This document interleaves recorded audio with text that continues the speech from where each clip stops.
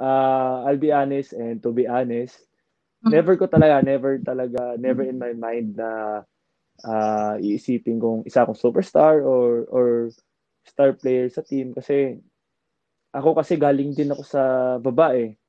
So when I started playing basketball, uh, I mean dito sa high school career ko, ito kasi yung peak ng basketball career ko nung nag-start ako maglaro sa high school dito sa Letran.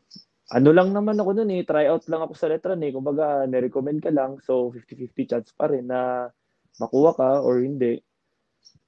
So, ayun, para sa akin, wala akong parang karapatan na sabing siya akong superstar or star player. Kasi pagka born to be a superstar ka talaga or born to be a star player ka talaga, dapat high school pa lang, marami nang kumukuha sa'yo, marami na nag-o-offer sa'yo, magaganda yung mga binibigay na offer sa'yo. Pero sa akin kasi never nangyari yon.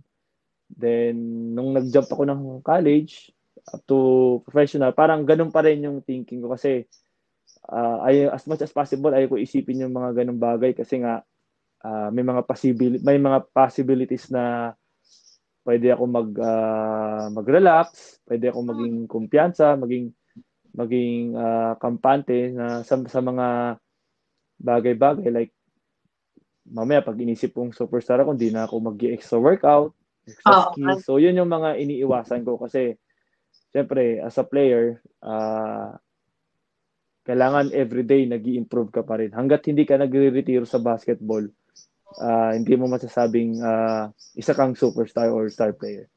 Grabe. Siguro, well, pagdating ng panahon, masasabi kong isa akong superstar or star player pag nag-retired na ako sa career ko sa basketball.